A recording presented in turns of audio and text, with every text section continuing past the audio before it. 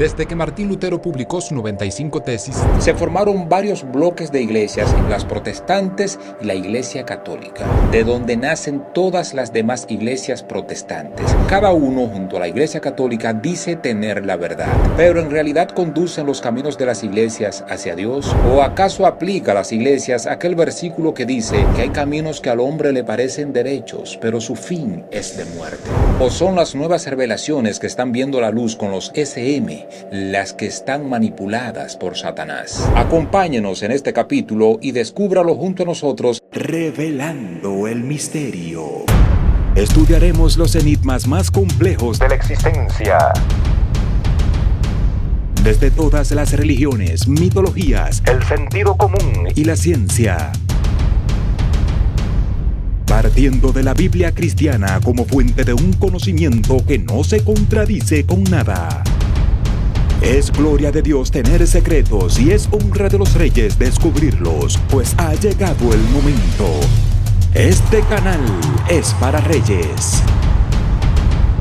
Savnat Panea, revelando el misterio. los grupos religiosos de las iglesias protestantes, entiéndase los evangélicos, los pentecostales, los adventistas, los mormones, los testigos de Jehová, entre otros, son muchos los grupos que pertenecen a esta rama. Todos descienden de la Iglesia Católica, Apostólica y Romana. Y como decíamos al inicio, cada grupo dice tener la verdad.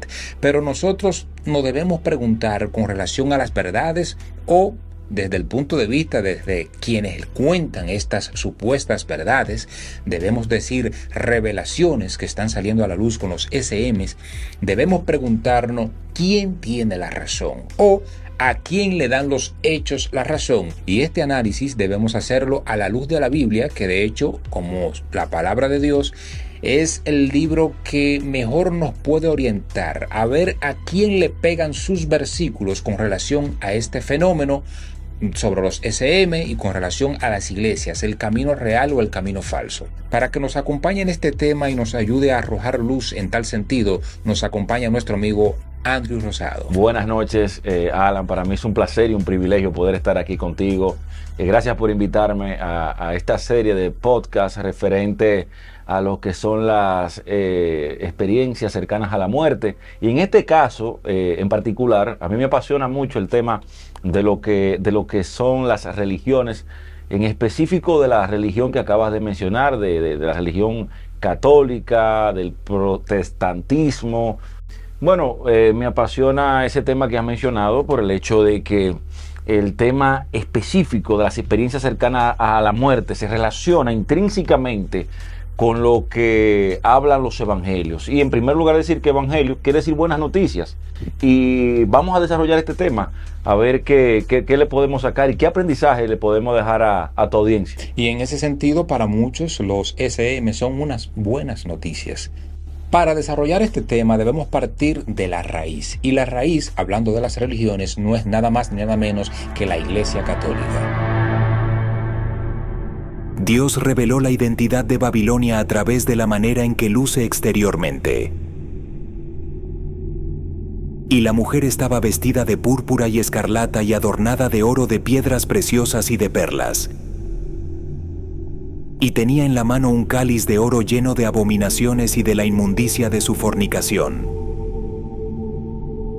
Y en su frente un nombre escrito, un misterio: Babilonia la Grande, la madre de las rameras y de las abominaciones de la tierra.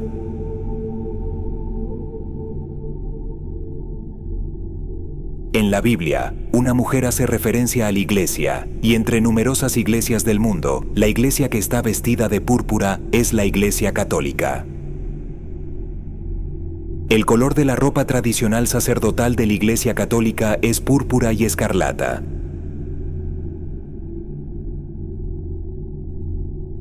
También podemos confirmar que la iglesia que decora su interior y sus utensilios de culto con oro, piedras preciosas y perla, es la Iglesia Católica. Además, es solo la Iglesia Católica la que da misa sosteniendo el cáliz de oro. Fiel a las palabras, y tenía en la mano un cáliz de oro.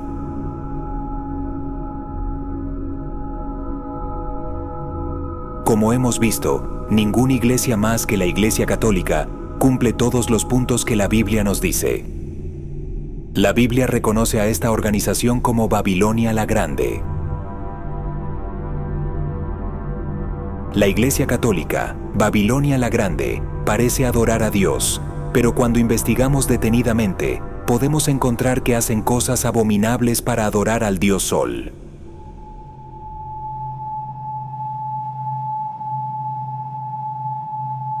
La Iglesia Católica Romana se disfraza como ángel de luz, pero introduce astutamente las costumbres de la detestable idolatría y la adoración del Dios Sol de la antigua Babilonia. Por eso la Biblia la reconoce como Babilonia la Grande.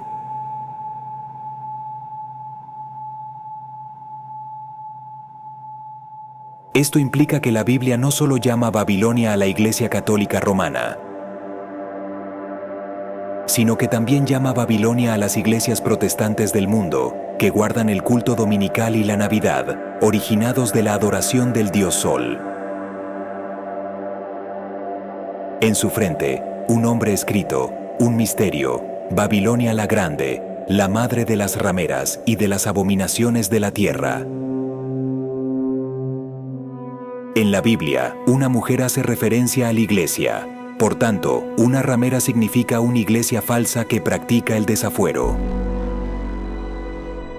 La Biblia nos dice que Babilonia la Grande, que es expresada como la madre de las rameras, es la Iglesia Católica, y que las iglesias protestantes, pequeñas rameras que vienen de la Iglesia Católica, son pequeñas Babilonias. La Iglesia Católica, que guía al mundo entero y se extravía como la madre de las rameras, está orgullosa de sí misma como la Iglesia Madre, que da a luz a todas las iglesias protestantes.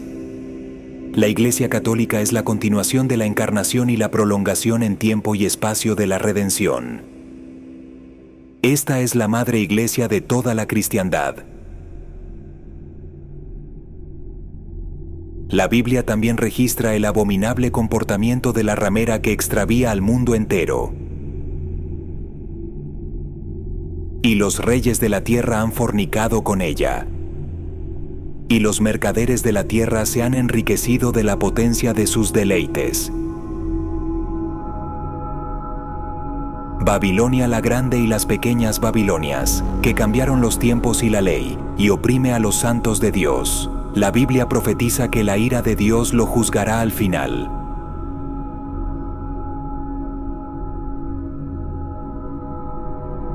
Después de esto, vi otro ángel descender del cielo con gran poder. Y la tierra fue alumbrada con su gloria. Y clamó con voz potente, diciendo: ha caído la gran Babilonia, revelando el misterio. Bueno, como explica este video, en donde identifica a la Iglesia Católica como la gran ramera y a las iglesias protestantes como las rameras, hija de la gran ramera, es precisamente porque a partir de aquellas tesis de Martín Lutero, en donde nacen las iglesias protestantes, o sea, porque protestaron en contra de las indulgencias de la Iglesia Católica y de ciertas doctrinas, ahí nació el protestantismo. Entonces, precisamente por eso son las hijas de la Iglesia Católica. Pero, ¿por qué razón cuando se identifica a la Iglesia Católica como la gran ramera se hace esto? Si vemos que en la Biblia, en el Apocalipsis en 17, se identifica la gran ramera o se nombra a Babilonia como la gran ramera, pero obviamente cuando habla en esta profecía de los tiempos postreros se refiere a que esta ramera resurgirá, volverá, y es por eso que se identifica a la Iglesia Católica. Bien, los inicios de la Iglesia Católica tiene dos versiones. Una es la versión que da la Iglesia, de que la Iglesia Católica surgió sobre Pedro, que fue la primera piedra, cuando Jesús le dijo: sobre ti, sobre esta roca edificaré mi iglesia. Entonces se identifica a Pedro como esa roca sobre la cual se edificó la iglesia. De acuerdo a la tradición de la Iglesia Católica, Pedro fue el primer papa. Por eso cada papa es una especie de Pedro, que viene digamos, sustituyéndolo en el trono de la Iglesia Católica. La inminente llegada del reino de Dios fue proclamada por Jesús de Nazaret, autoproclamado Mesías. Tras divulgar la palabra divina, finalmente fue crucificado, muerto y sepultado en el año 33 de nuestra era. Los seguidores de Cristo, durante casi 300 años, fueron perseguidos hasta que se legalizó su culto. Según la tradición, la historia de la Iglesia Católica es una continuación de la comunidad cristiana primitiva establecida por los discípulos de Jesús. La Iglesia considera que sus obispos son los sucesores de los apóstoles de Jesús y el líder de la Iglesia, el obispo de Roma, también conocido como el Papa. Es el único sucesor de San Pedro quien ministró en Roma en el siglo I, después de su nombramiento por Jesús como jefe de la Iglesia.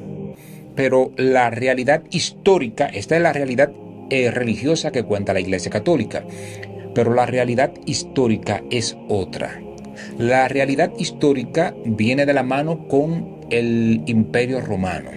Por ejemplo, su religión principal venía del panteón griego. Ellos latinizaron en el sentido romano el panteón de los dioses griegos. Le dieron nombres latinos, nombres de la cultura romana a los dioses griegos. De este modo se cambió el concepto de la religión babilónica y con ellos se creó la nueva religión católica. Por ejemplo, antes no existía el Papa. El Papa estaba en la figura del emperador. El máximo pontífice era también el emperador. En sí, no asumieron directamente de forma total y absoluta lo que fue el cristianismo. De cierto modo, entendemos que el emperador Constantino hizo una compilación, lo que se llamó el Concilio de Nicea, una compilación de lo que se llamaban evangelios. Evangelio quiere decir buenas noticias. Así el emperador Constantino une a distintos expertos en el ámbito del conocimiento de las escrituras, del conocimiento bíblico, donde comienzan a hacer una selección discriminatoria de los textos bíblicos. Como sabemos, la Biblia, para hablar y estar un poquito nosotros en la modernidad, la Reina Valera tiene 66 libros, pero se dice que dentro de esos evangelios había más libros. Ahora lo que tenemos nosotros que analizar y sopesar, haciendo un análisis dialéctico, diría yo, acerca de esta realidad, es que la Biblia en sí, como libro, era o es una especie de manual político. Y ese manual político tenía que estar hecho, diríamos nosotros, a la medida de lo que era el sistema romano, como una forma, como tú bien dijiste, Alan, de unir a los pueblos para que entre ellos no hubiera contradicción. El emperador Constantino fue, sin duda, la figura más relevante de los primeros tiempos de la Iglesia. De hecho, tuvo mayor relevancia que muchas de las grandes figuras de la propia institución, pues modificó el estatus legal de los cristianos dentro del Imperio Romano, permitiéndoles actuar con libertad. Además, invirtió grandes cantidades de dinero y recursos materiales para apoyar y desarrollar el crecimiento de la Iglesia. Pero también lo hizo cuando se trasladó a su nueva capital, Constantinopla, ciudad a la que dio nombre y en la que impulsó la construcción de edificios y templos cristianos. Fue también una figura particularmente importante en la historia del papado por la construcción de grandes basílicas en Roma, que apenas han llegado intactas hasta nuestros días. No fueron erigidos en los centros de las ciudades, y a pesar de que muchos dicen que esto era debido a la resistencia que oponían los senadores paganos de Roma, ciudad que en la aristocracia de la época era totalmente pagana, se erigieran templos cristianos. Proceso que fue la raíz del papel que desempeñó como gran transformador de la Iglesia dentro del Imperio Romano. La religión católica en sí, como tal, no vino a funcionar como la conocemos hoy día en su estructura, porque en principio seguía funcionando la religión romana, que es lo que hoy día se le llama paganismo. O sea, se legalizó el cristianismo como práctica después de aquella visión que tuvo el emperador Constantino en el puente Milvio, cuando vio la cruz que lo llevó a convertirse a la fe cristiana. Entonces, ese más o menos es el proceso, sin entrar en muchos detalles, de cómo la Iglesia pagana se convirtió en iglesia católica. O sea, cómo la iglesia babilónica, cómo esa tradición religiosa del imperio babilónico se transformó en lo que hoy día es el catolicismo. Ese más o menos es el proceso. El cristianismo se extendió por todo el Imperio Romano temprano, a pesar de las persecuciones debido a conflictos con la religión del Estado pagano. El 30 de abril del año 311, el emperador Galerio, quien había sido uno de los principales instigadores de la política de persecución del emperador Diocleciano, y como tal uno de los más decididos enemigos del cristianismo, paradójicamente fue quien promulgó el Edicto de Tolerancia de Sérdica, 2 años antes que el Edicto de Milán, que puso fin a la persecución de los cristianos. El historiador Manfred Klaus ha sintetizado así el contenido del edicto. Galerio, a la sazón primer Augusto, esclarecía de nuevo los motivos religiosos de la persecución de los cristianos, considerándola al mismo tiempo fracasada. En consecuencia, decretó el reconocimiento legal y público del culto cristiano. Con ello garantizaba a las asociaciones de los cristianos, en el marco de la legislación vigente, una protección que les correspondería como miembros de una comunidad de culto permitida. Galerio ponía como condiciones a la implantación de sus medidas que los cristianos no actuasen en modo alguno en contra del orden público y que incluyesen en sus oraciones al emperador y al imperio. Hasta entonces los cristianos no habían podido pronunciar oración alguna, puesto que su culto oficialmente no existía.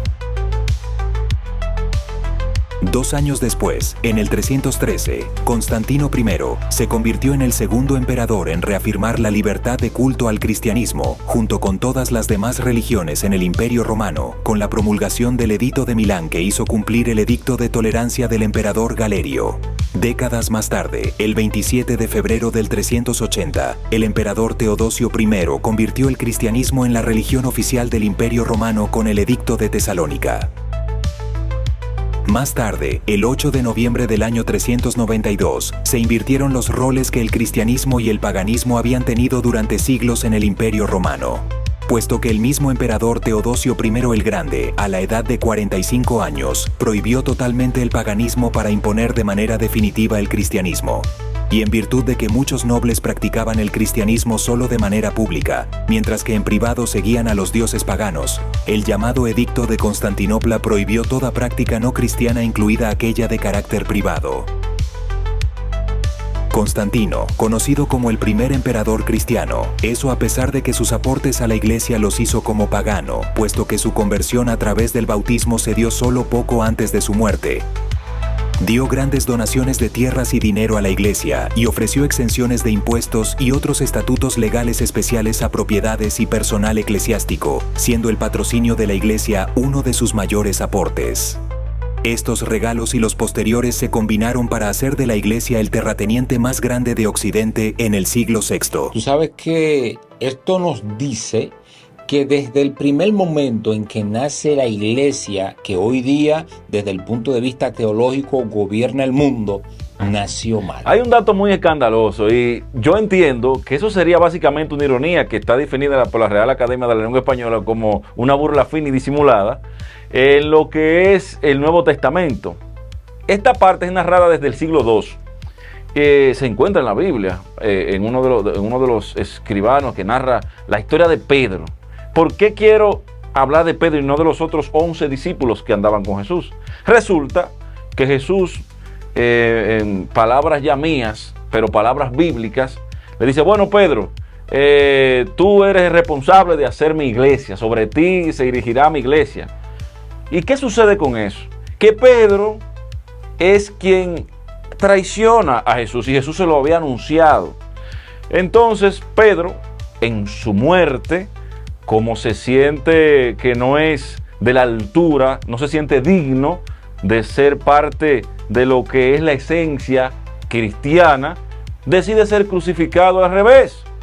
Entonces, ¿qué pasa con la crucifixión al revés? ¿Qué representa para los cristianos la crucifixión al revés? Y concluyéndome incluso algunas obras cinematográficas como El Exorcista. Cuando la cruz está al revés, quiere decir que eso es lo opuesto a Cristo.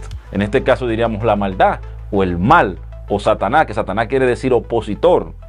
¿Y por qué Pedro es crucificado al revés? Para mí es simple y llanamente, como acabo de decir, una ironía o una sátira de que la Iglesia católica sería contraria al mensaje cristiano. Entonces, como bien dice las escrituras de la Biblia, dice que Satanás es un ser que es un ángel caído, Lucifer, un ángel que su principal talento es mentir.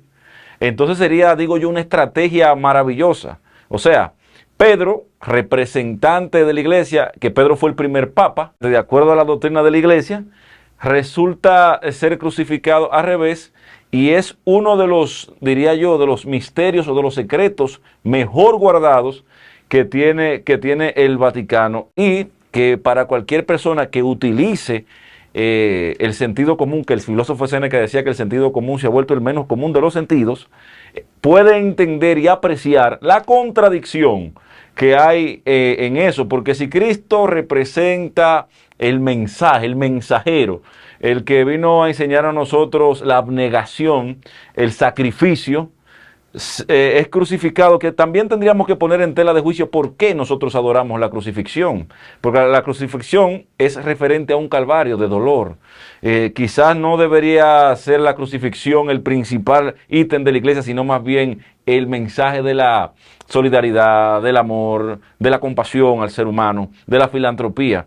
Y Pedro, por otro lado, que simboliza entonces lo que la Iglesia constantemente ha evidenciado en sus actores: violaciones, pederastas, relaciones con la mafia en Italia, del Vaticano, con lavado de dinero en las arcas del Banco Vaticano, entre otras cosas. Y esa actitud de la Iglesia entra en total sintonía con la alegoría que mencionamos acerca de Pedro y su crucifixión al revés.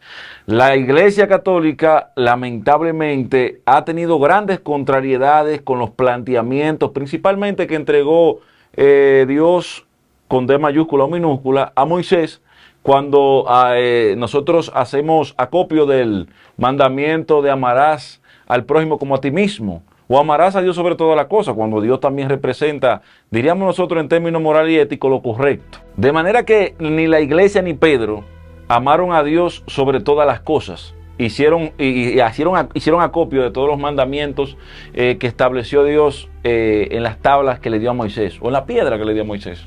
Una de las cosas que resultan más interesantes dentro de estos estudios de lo que fue la Iglesia Católica es que, y los cristianos en sus inicios, es que la Iglesia, cuando ya estando en el poder, oficializada en el año 380 o a partir del año 380, empezó a enriquecerse no solo por los regalos y los beneficios que le dio Constantino y los diferentes emperadores. Muchos de estos regalos fueron financiados a través de impuestos severos a cultos paganos. Algunos cultos paganos fueron forzados a disolverse, no por su creencia, sino por falta de fondos para pagarlos a la nueva iglesia. En un reflejo de su mayor prestigio en el imperio, clérigos comenzaron a adoptar el vestido de la casa real, incluyendo la capa pluvial. Esta prenda tiene su origen en la romana lacerna, con la cual se confundía, hasta el punto de servir en un primer momento las propias capas de príncipes o magnates que después se ofrecían al culto. Durante el reinado de Constantino, aproximadamente la mitad de los que se identificaron como cristianos no se suscribieron a la versión dominante de la fe. Constantino temía que la desunión desagradaría a Dios y causaría problemas al imperio, por lo que tomó medidas militares y judiciales para eliminar algunas sectas. Para resolver otras disputas, Constantino comenzó la práctica de convocar consejos ecuménicos para determinar interpretaciones vinculantes de la doctrina de la Iglesia. Las decisiones tomadas en el Concilio de Nicea en el 325 sobre la divinidad de Cristo condujeron a un cisma. La nueva religión, el arrianismo, floreció fuera del Imperio Romano. Parcialmente para distinguirse de los arrianos, la devoción católica a María se hizo más prominente. Graciano el Joven, emperador de Occidente, en el 382, desmanteló el altar de la Victoria en el Senado, al estar dedicado a una divinidad pagana. En el año 386, Materno Sinegio, prefecto del Pretorio de Oriente desde el año 384, viajó a Grecia y Egipto, y allí, por orden de Teodosio, clausuró templos y prohibió los sacrificios con fines adivinatorios. Lejos de inaugurar una época de tolerancia, la oficialización del cristianismo invirtió los roles que durante siglos habían tenido los cristianos, pasando de ser perseguidos a perseguidores, al menos la facción católica mayoritaria. Este cambio se materializó en la persecución de quienes no querían someterse a la nueva ortodoxia, dando lugar a episodios como el asesinato de la filósofa Hipatia de Alejandría, considerada la primera mujer matemática, que escribió sobre geometría, álgebra y astronomía. Mejoró y construyó instrumentos astronómicos como el astrolabio o el planisferio, pasando a la historia como una de las primeras víctimas de la intolerancia católica. A pesar de ello, aún tardaría en producirse la desaparición definitiva de las muchas religiones paganas que se practicaban en los amplios dominios de Roma. Como hemos podido ver, desde sus inicios el cristianismo católico construyó sus cimientos más que en los argumentos de su prédica, que son la fe, la verdad, la justicia y el amor al prójimo. Lo hizo a través del poder militar, político, económico y, sobre todo, la intolerancia religiosa y doctrinal, puesto que su objetivo principal fue la cohesión y unificación de todo el Imperio Romano. Revelando el misterio. Es decir, que muchas de estas persecuciones que se dieron en contra de esos grupos no fue directamente por la creencia, sino en muchos casos, que de hecho se utilizó el ejército para obligarlos a desaparecer, fueron a los grupos que no tenían recursos para pagarle el impuesto a la iglesia, para seguir existiendo de manera, digamos, pública. Pero mira qué interesante. Resulta que también, posteriormente a eso, siglos después, la iglesia siguió con los impuestos utilizando el miedo y el amor de la gente por sus familiares fallecidos y el miedo a que esos familiares fueran al infierno, para que a través de las indulgencias, que eran una especie de, se puede decir, hasta de impuestos, porque había una campaña intensa de venta de indulgencias y sobre todo desde el púlpito de infusión de miedo a las personas para que compraran indulgencias para ellos construir la capilla de San Pedro. Exacto. Pero entonces, ¿qué pasa? Que esa especie de impuestos se fue reflejando a través del tiempo en diferentes épocas y ciudades. Porque en el caso de Alemania, por ejemplo, una de las cosas que llevó a que este pueblo en cierto modo se rebelara, porque allí nacieron los protestantes en contra de la iglesia, del papado, fue por los altos impuestos y por la constante pedidera de dinero para el papa. Que no, que parece que tratamos como si fuéramos la actualidad ahora también. Es decir, exactamente, es decir, porque la vida entera es lo mismo. Sí, claro. Entonces, desde sus mismos inicios, desde el siglo III, ellos empezaron con este amor al dinero, que de hecho la Biblia habla de eso. Al César lo que es del César y a Dios lo que es de Dios. Entonces la iglesia... Que supuestamente dijo Jesús eso. Exactamente. Que no creo que lo haya dicho. Entonces la iglesia ha estado desde esos inicios, en cierto modo, construyendo lo del César más que construyendo lo de Dios. Porque incluso la indumentaria que usaban era indumentaria que utilizaban los reyes, los políticos, los papas, los emperadores. Es decir, que en vez de tomar la simpleza de un hombre de Dios como Jesús, tomaron la grandeza de un hombre del César como son los emperadores. Claro, y tanto así que no se conformaron con hacer ya lo que son las peticiones de los impuestos, como las indulgencias, entre otros, sino también que incurrieron ya en actividades delictivas. Ya cuando veían quizás que sus arcas no se llenaban con la rapidez y en la proporción que ellos querían, entonces es ahí ya cuando en la historia moderna comienzan a aliarse a distintos grupos mafiosos que comienzan a hacer tratos con la iglesia. Y en la misma tesitura, por eso nosotros vemos que incluso el atracador, cuando se le atraca, se encomienda a Dios, el narcotraficante, y todo eso viene históricamente reflejado en el hecho de que la iglesia incluso dice que tú para, si te absuelve el Padre con 100 Padre Nuestros, te perdonan hasta un asesino pueden perdonar. Entonces esa cultura que ha generado la iglesia, que diríamos nosotros en el ámbito jurídico de impunidad ante una falta, que en este caso la ley que primaria serían los mandamientos, es pagando. Y no solamente eso, que ya la iglesia, como hemos hablado en otras ocasiones, de que el Banco del Vaticano es básicamente un ente financiero que contribuye a lo que es el lavado de activos. Cuando hablamos de lavado de activos, es el dinero que viene, por ejemplo, de mafias italianas como la Camorra, como la familia siciliana, que hacían grandes fortunas. Entonces, como todos sabemos, para que ese dinero sucio entre a un sistema y se pueda purificar para ser bien utilizado, necesita una entidad que, por cierto, el Banco Vaticano tiene un rango de tanto hermetismo, más allá incluso que los bancos suizos, que no le dan cuentas a nadie del dinero que entra y que sale de ahí. Como nunca le han dado cuenta a nadie del dinero que ha manejado a través de siglos en la iglesia. Exacto. Y algo muy importante es que hay grupos que señalan a la iglesia como una continuidad de las perversidades del Imperio Romano y de lo que fueron los emperadores. Y en cierto modo es real, porque del mismo modo en que Roma, a través de los impuestos y del poder militar, doblegaba a muchos pueblos, los pueblos que conquistaba, asimismo lo ha hecho el papado, lo ha hecho la iglesia, claro. Porque el papado, la iglesia, a través del mensaje y del miedo, que a veces tiene más poder que una espada, ha conquistado muchísimos pueblos que los doblega luego a través de lo que es, o sea, no lo doblega, sino que le extrae la sangre económica a través de los impuestos divinos que le ponen con lo que son las ofrendas.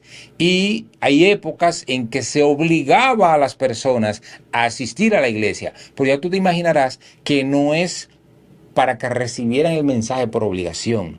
Es para que, estando en la iglesia, tuvieran que depositar esa moneda de la ofrenda dentro de las arcas del papado. Y ante todo del diezmo también. Y si hablamos también de la parte geopolítica, es increíble nosotros ver ya en historia un poquito más moderna los concordatos que hacía la Iglesia Católica con los distintos países, incluso aquí en República Dominicana con el régimen de Rafael Leónidas Trujillo. Hubo una relación directa con la Iglesia, donde el gobierno siempre, los presidentes, han contribuido históricamente con la iglesia. Por eso precisamente es que se dice en la Biblia que la ramera ha fornicado con todos los reyes de la tierra. Y en este caso, la iglesia como ramera, de acuerdo a lo que dice la Biblia. Así. Bueno, lo que dice la Biblia. Si Dios dice fuerte, entonces lo dice Dios, no soy yo. Exacto. Es lo que dice la Biblia. La ramera fornica con los reyes de la tierra. Entonces, en este caso, la iglesia fornicó con Trujillo a través del concordato. En este caso, fue un acuerdo más bien que se hizo, que en cierto modo favoreció al Estado. Pero también favoreció a la iglesia, claro, porque fueron muchas los bienes que el Estado le cedió de manera oficial a través de ese acuerdo, que de hecho fue lo mismo, el primero en hacer eso fue Constantino, y después cada uno de los emperadores que le siguieron. Todos los papas, todos han ocultado los vicios de la iglesia, incluyendo uno de los más queridos que era el Papa Juan Pablo II, sí, que de hecho en su gestión, en su papado, fue que se dio uno de los crímenes de la iglesia que el Papa actual ha dado visto bueno para que se investiguen, el de una joven italiana que desapareció. Entonces, es cierto que de hecho las violaciones, todos los tipos de crímenes habidos y por haber, no solo que están sucediendo hoy día, sino que hace cientos de años tenían lugar en donde incluso hubo una familia que tenía todo el poder en la iglesia, y dentro de esto se hacían hasta orgías y eran crímenes espantosos. Todo lo que prohíbe la Biblia se daba en el papado. Pero ¿qué pasa? No solamente es el papado. Hay algo que sucedió hace varios años en Filadelfia, en donde 300 sacerdotes fueron acusados por la violación de más de 1,000 niños. En Filadelfia, 300 sacerdotes. O sea, lo que está sucediendo en el mundo con las iglesias es algo que llora ante la presencia de Dios. Bueno, son tantas las cosas que están sucediendo con la iglesia en el mundo que parece que en realidad lo que dice este versículo de la Biblia, de que hay caminos que al hombre le parecen derechos y su fin es de muerte, aplican a las iglesias en el momento actual. Pero, ¿qué es lo interesante de esto, Andrew? Que, sin embargo, la otra cara de la moneda son los SM. Porque ahora estoy convencido yo, en base a lo que estoy viendo en el mundo con las iglesias y lo que está sucediendo. Y de hecho, si tú te pones a analizar, cada día hay más iglesias en todos lados, iglesias cristianas, por ejemplo, pero sin embargo, cada día la cosa con relación a la conducta humana está peor. Exacto. Entonces, ¿cómo se explica que cada día el mensaje esté más difundido, pero la cosa esté peor? Obviamente tiene que ver con el liderazgo. El liderazgo de estas personas que, por ejemplo, aquí en Santo Domingo, pastores estaban lavándole dinero al narcotráfico en Colombia. La pastora Rosy Guzmán está detenida porque le estaba lavando dinero al general Adán Cáceres de la corrupción. Y eso sucede en todos los lugares del mundo. Entonces, ¿qué pasa? La otra cara de los SM es que todo aquel que ha tenido una experiencia cercana a la muerte ha transformado su vida, sin importar si no creía en Dios. Exacto. No importa si creía o no creía, pero si no creía en Dios, ahora tiene una creencia en Dios, cree firmemente en Dios, y esto le ha permitido convertirse en una especie de predicador de un nuevo evangelio, una nueva verdad, o sea, en donde no existe este principio básico de las religiones. ¿Cuál es uno de los principios básicos de las religiones? La culpa. La culpa. O sea, te someten a través de la culpa, a través del pecado. Pero sin embargo, los SM concientizan a las personas de que no hay culpa, no hay pecado. Lo que hay son experiencias de aprendizaje. Claro que sí, claro. Cuando nosotros vemos el Bhagavad Gita, el Mahabharata, el mismo Corán, que bueno, el Corán viene del Viejo Testamento.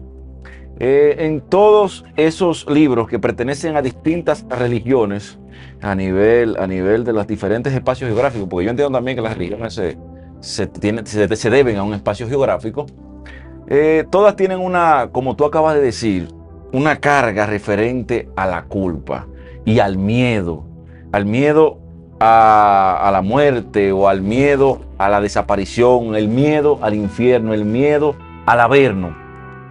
Y ese miedo es el que se utiliza para la manipulación. Entonces, las experiencias cercanas a la muerte, como bien han narrado muchos testigos vivenciales de ese tipo de experiencias, que ellos ven un túnel en varios casos. Bueno, Raymond Moody, que en su libro habla de muchas de ese tipo de experiencias, ven un túnel, sienten una paz, son acogidos por seres de luz, muchos ven su vida reflejada en una especie de tablón gótico donde ven diferentes estampas de qué cosas vivieron en su vida. Y cuando hablamos del tema de Dios, específicamente del tema, como le decían en ese hebreo antiguo, Jeb o Yahvé, ciertamente no se especifica en las SM muchos testimonios donde dicen yo estoy con Dios, o sea, yo estoy aquí con Dios. Sí se habla de presencia, de luz divina, de paz, de tranquilidad, que pudiéramos asociar a esa divinidad. No le dan una identidad, no dicen que es Yahvé, no dicen que es el Dios de los Alá, de los musulmanes. Ajá. O sea, y de hecho, cuando muchos de estos que han tenido estas experiencias han cuestionado a esas entidades, a esos seres de luz, sobre su nombre, en los casos en que no lo tienen, le dicen que cualquier nombre, o sea, que lo llame como él quiera.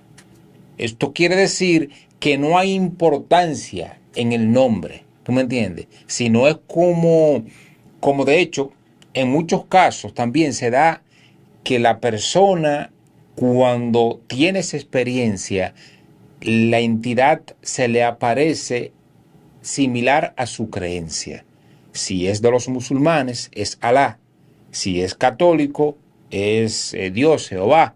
Si es hindú, es Krishna. Y así por el estilo. Exacto. Es decir, que la deidad se acomoda a la creencia del creyente. Claro que sí. E incluso vemos hasta en las culturas tribales mexicanas, por ejemplo, vemos que se hablaba mucho de Iracocha. Iracocha se equipara a un arquetipo que sería básicamente como que el Jesús de cada cultura. Exacto. O sea, Krishna, Jesús, entre otros. Dicen que muchos han venido dependiendo la misma creencia de la persona. Ahora bien, en el tema que nos ocupa referente a que si las experiencias cercanas a la muerte de cierto modo han atentado en contra de la credibilidad de las religiones, yo entiendo que sí, y en segundo lugar también aquellos representantes de las mismas religiones y sus actos, como tú bien dices, que en las experiencias SM la entidad le dice, no importa el nombre. En sí entiendo yo que también Jesús en el Nuevo Testamento habla de que de la palabra hecha verbo, o el verbo que no, o sea, lo que tiene que versar es la acción. No tanto la palabra, porque la palabra es engañosa, la palabra se transgrede, como transgredida es también la Biblia. Entonces, en el entendido también de que las mismas religiones ponen de manifiesto el hecho de que existe algo más allá. Y me voy incluso a hablar de la Shaira, que la Shaira es de los musulmanes, que es una interpretación del Corán, como tienen también los chiitas, los suníes, ¿verdad? Y que poner un califato, etcétera, pero a la interpretación de que a través del sacrificio ellos reciben un paraíso con Alá. Entonces, lo cual entendería yo, y sin respetar tampoco a los musulmanes, de que sería básicamente una especie quizás de malinterpretación, incluso desde el punto de vista del mismo profeta Mahoma, claro, en este caso. Que Mahoma, para que el público entienda también, sería prácticamente la personificación de Jesús de Nazaret en el Islam. Entonces, al final, yo entiendo que sería nosotros, para llegar a una conclusión y poder nosotros contrarrestar la tesis teológica acerca de que si la religión es la verdad que nosotros debemos asumir y respetar, o si bien las experiencias cercanas a la muerte son las que albergan la verdadera verdad, sería ya básicamente algo que sería a nivel de la percepción del que nos escucha. Porque al final, diga yo algo, tú digas algo, cada quien va a tener su verdad. Y va a ser la verdad cultural, la verdad de la crianza, porque hay mucha gente que ha nacido, y quizá mucha gente se va a ofender con lo que estamos diciendo aquí, de que estamos hablando nosotros aquí en contra del catolicismo, y quizá yo nací en esa religión. Pero te digo una cosa, la mayor parte de los católicos en República Dominicana, en el mundo, no conocen su Biblia. O sea, más conocen lo que es la liturgia, lo que son los sacramentos, lo que es la estructura doctrinal de la Iglesia Católica, o como yo diría, el lavado de cerebro, o más bien podríamos decir nosotros, este elemento que se utiliza para manipular las mentes. ¿Cómo es que se llama eso? Cuando tú quieres, como decía Noam Chomsky, en la manipulación de las masas,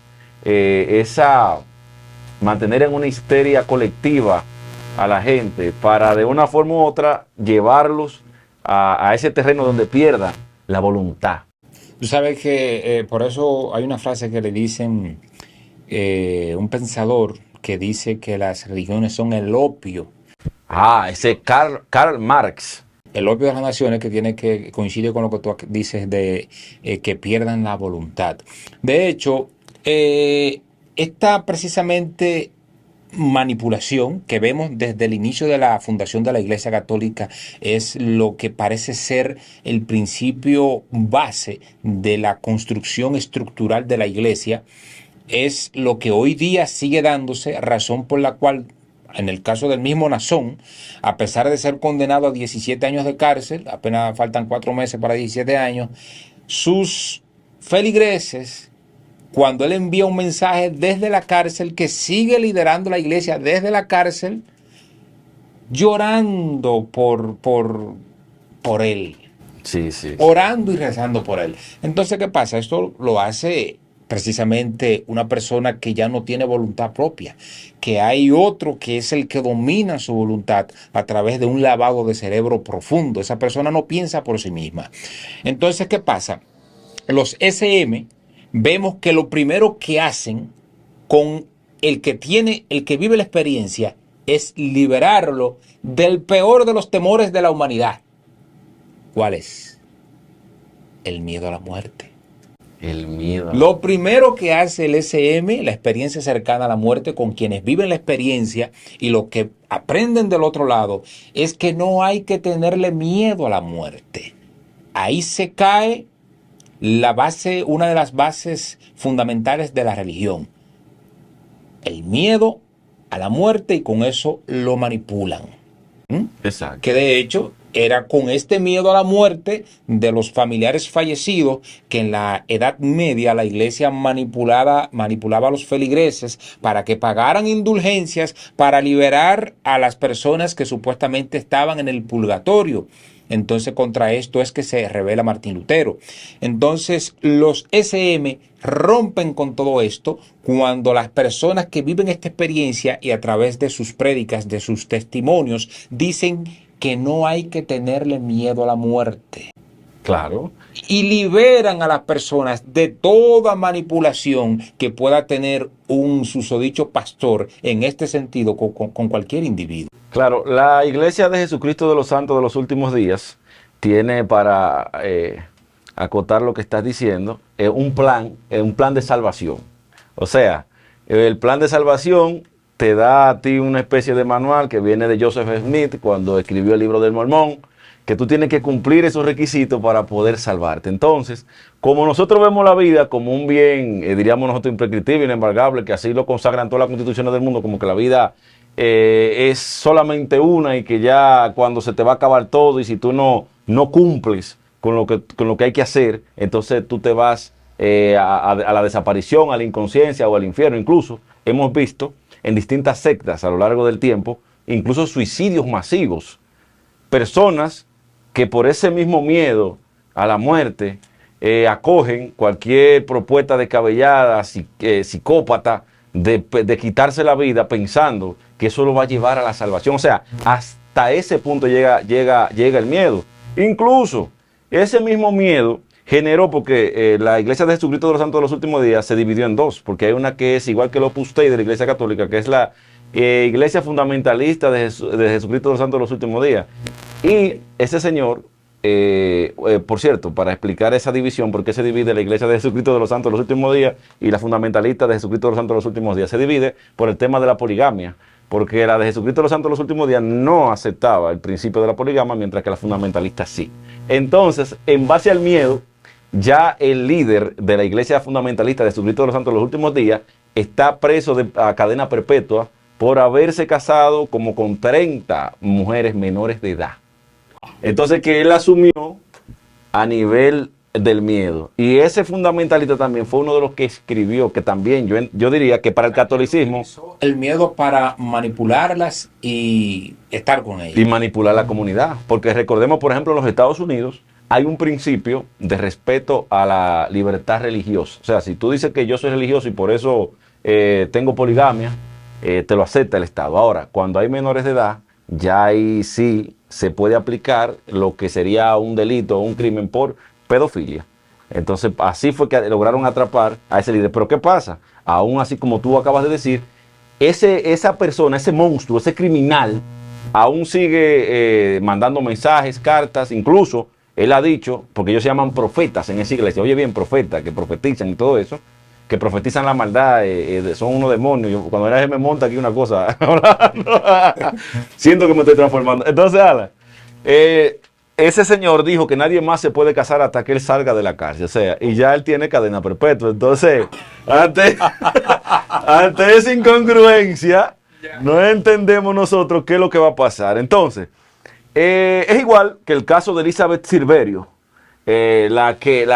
aquella mujer que fue investigada por Nuria Piera porque tenía un centro para niños con problemas de naturaleza psicológico, podríamos decir, o de aprendizaje, niños especiales, vamos a decir así, para respetar a los niños. Y esa mujer fue sometida incluso a un proceso legal aquí en el país y ahora ella retorna en la actualidad como pastora.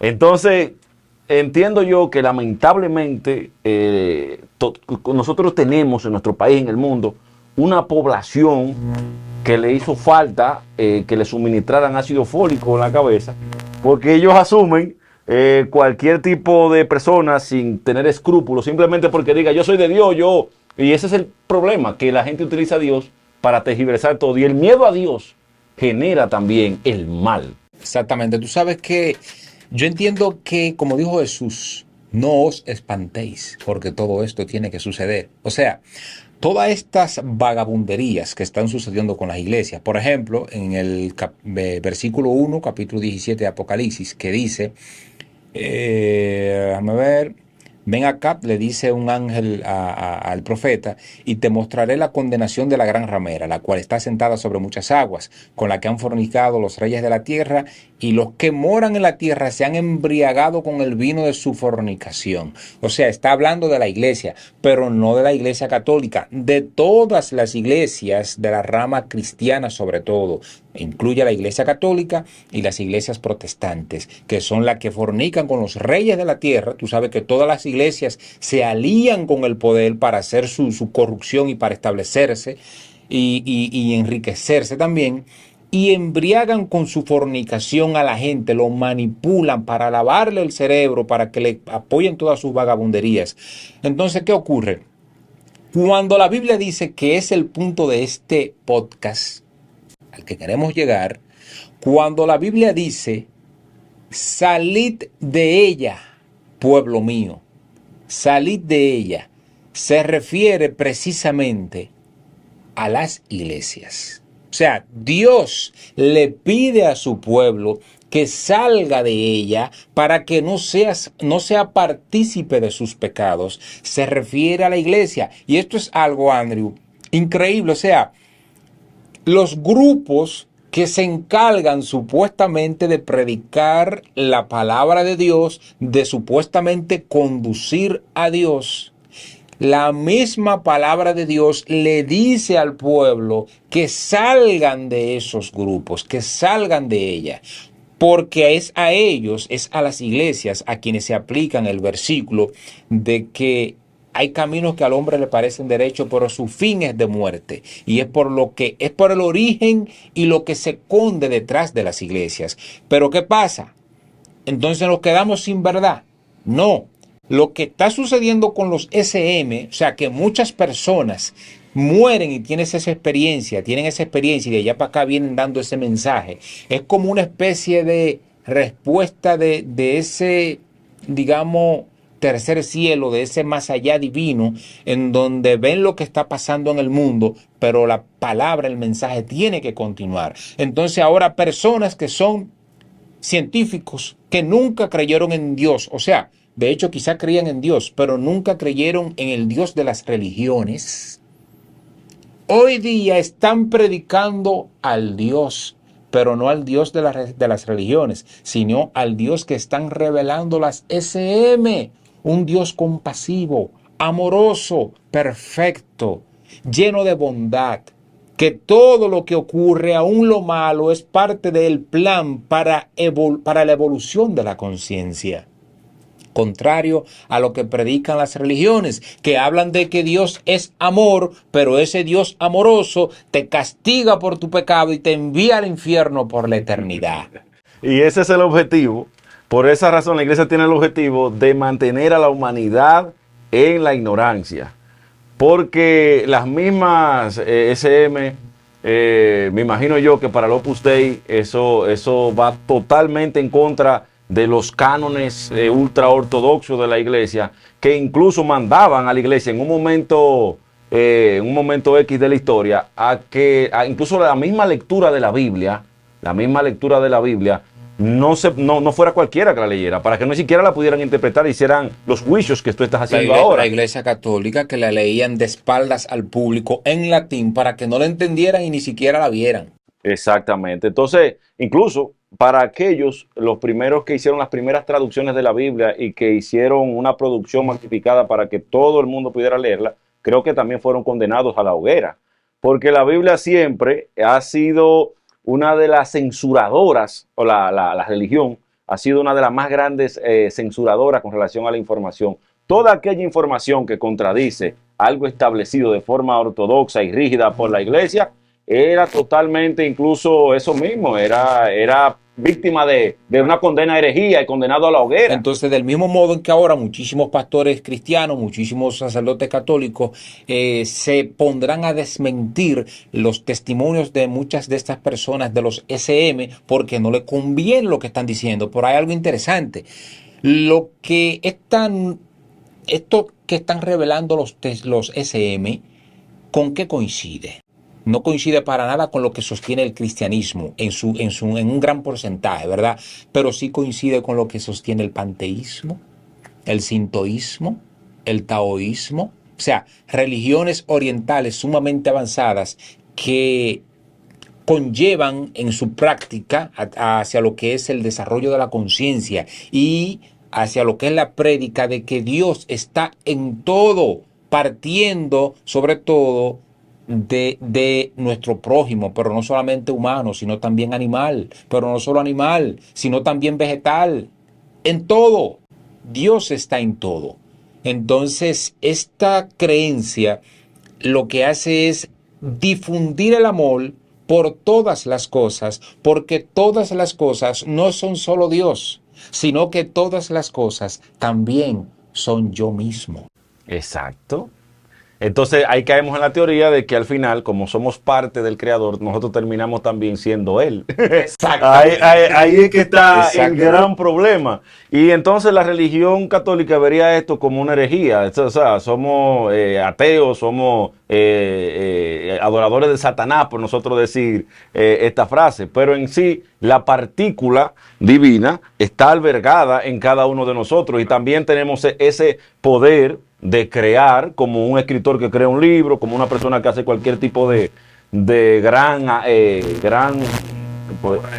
obra de arte, lo que sea. Entonces, el punto es, estimado Alan, que la iglesia ha buscado la forma de adormecer esa creatividad de nosotros. René Descartes hablaba de que en nuestro cerebro había una parte que albergaba nuestra alma. Y esa parte, muchos teóricos han dicho que es la glándula pineal, donde el cerebro crea muchas hormonas y que de ahí emana toda la concepción, toda la conciencia, todo lo que nosotros somos. Y yo entiendo, para aportar al tema que nos ocupa en el día de hoy, que las SM, las experiencias cercanas a la muerte, en el futuro seguirán dando de qué hablar y seguirán llevando luz. Ahora bien, yo entiendo que la estrategia que tiene la iglesia a nivel del adoctrinamiento es muy fuerte. Y no solamente la iglesia católica, sino las distintas religiones, y ciegan a las personas. Tú sabes que ahí pasa algo, que de hecho las iglesias tienen que existir, son necesarias. O sea, no es que sean malas. No. Con todo y su manipulación, con todo y su perversidad, con todo y su pecado, que en términos de mayoría es lo que predomina en el mundo, porque tú puedes sacar uno o dos, pero mayoría es mayoría. Claro. Pero aún así son buenas. ¿Pero por qué son buenas? Por una simple razón. La Biblia lo dice. Muchos serán los llamados y pocos los escogidos. ¿Qué pasa? Los escogidos son aquellos que despiertan, son aquellos que salen de la Matrix. Pero los que siguen dormidos necesitan estar en algún espacio. No pueden quedarse en el limbo, no pueden quedarse perdidos en la oscuridad. Entonces, aún a través con todo y sus pecados, las iglesias, el libro que utilizan es la Biblia. Es decir, que estas personas que están dormidas, que están ciegas, están dentro de la iglesia, pero al menos están ahí y no haciendo cosas peores, digámoslo así. Haciendo cosas peores desde el punto de vista del satanismo, desde el punto de vista del vuduismo, desde el punto de vista de atracando, robando. Muchos se contienen y se limitan a ciertas perversidades sexuales, se limitan al lavado de dinero, se dan situaciones de sicariato y ese tipo de cosas, pero en ese sentido, los crímenes son un poco más limitados. Exacto. Entonces, la masa, esa que está para ser manipulada, tiene que estar ahí. ¿Qué pasa? Dentro de eso, todo aquel que esté para despertar, despertará. Del mismo modo, el que uno que está en la Iglesia Católica adorando imágenes, llega un momento en que despiertan y entienden que no se debe adorar imágenes, entonces pasan a las iglesias protestantes. Pero otros entenderán que las iglesias protestantes ya superan ese estado de conciencia y salen de las iglesias protestantes porque continúan con un nivel ascendente de desarrollo de conciencia. Es decir que el principio base de esto es que aquel que lleva su conciencia o que quiere llevar su conciencia al siguiente nivel debe salir de donde está. Si está en la iglesia católica, salir a la protestante. Si está en la protestante, salir hacia un nivel superior, porque siempre hay una verdad superior. Una pregunta, Alan, mira, referente al tema que tú expresaste de que si las personas de la iglesia deben estar ahí en vez de estar con Satanás. Este es un tema muy, muy fuerte. Porque hay rumores o teorías, te lo voy a decir incluso de una forma hasta muy coloquial o vulgar, vamos a decirlo así. Mucha gente dice que prefieren dormir en un cementerio que dormir en una iglesia. O sea, ese es un tema que la gente, ¿verdad? Es algo muy común que la gente lo dice. ¿Será que como en la iglesia están aquellas almas que se están encaminando por el bien, Satanás debe hacer presencia en aquel lugar donde más los repudian? ¿O es que ciertamente la casa de Satanás es la iglesia? Bueno, eso es profundo. Tú sabes que yo a través del tiempo, desde el punto de vista coloquial, popular, porque nunca he estudiado esto desde un punto de vista profesional, hay varias razones.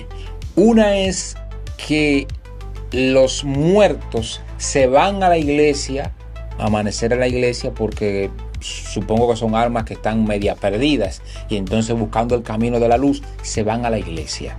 Y entonces, estando en la iglesia, el que amanece ahí va a amanecer rodeado de esos difuntos. Y sintiendo esa energía. Otra versión es que sería desde el punto de vista cristiano protestante, todas las imágenes que están en la iglesia católica son demonios. Desde el punto de vista cristiano protestante, no desde mi punto de vista.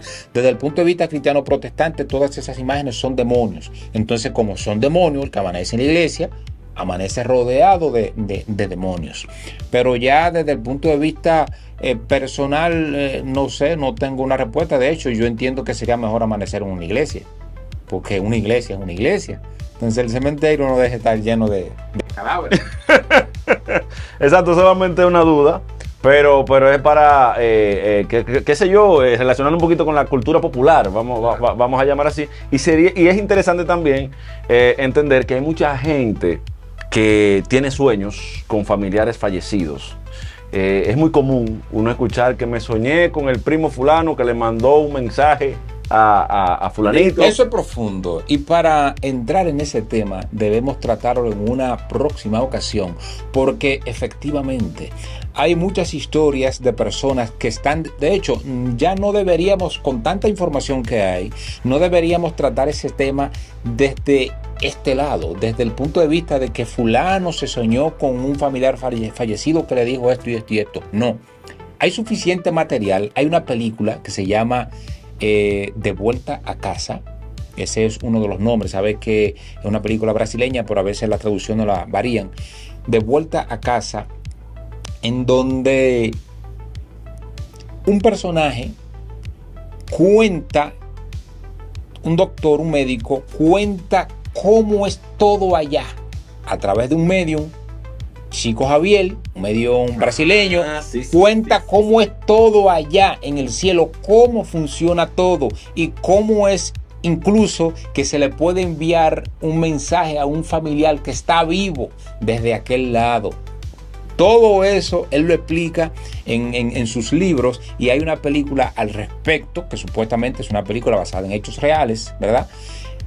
Cómo sucede todo de aquel lado. Definitivamente en una próxima ocasión todos los amigos que nos siguen estarán con nosotros debatiendo este tema que es sumamente interesante. Cómo suceden las cosas del otro lado, por qué suceden así, pero de hecho es solamente un cielo o son varios cielos, o como se testificó a través del medium Chico Javier, son muchas las ciudades que hay en el cielo que funcionan incluso con computadoras, pero no computadoras como la tenemos aquí, parecidas, pero en cierto modo muy diferente, porque estamos hablando de planos energéticos. No, es un tema muy profundo. Entonces, es propicio mencionar que en el próximo capítulo vamos con las religiones cristianas, los protestantes. Sí. Porque recuerden que al inicio del primer video habla de que la ramera y sus hijas se refiere a la Iglesia Católica y sus hijas. ¿Y cuáles son las hijas de la Iglesia Católica? Las iglesias protestantes, en donde entran todos los grupos protestantes, porque son ramas que han salido del tronco de la Iglesia Católica. Exacto. Entonces en el próximo capítulo vamos a hablar de eso, de la historia, de cómo surgieron las protestantes, la iglesia protestante de la iglesia católica, y cómo se convirtieron en aquello que la Biblia dice que son las hijas de la ramera. Alan, y como este tema ha sido tan interesante, decirle a tu audiencia que se suscriban, que comenten, que den like, para que te ayuden a seguir haciendo este trabajo. Así que ya ustedes saben, nos vemos en el próximo capítulo. Revelando el misterio. Grandes historias dominicanas.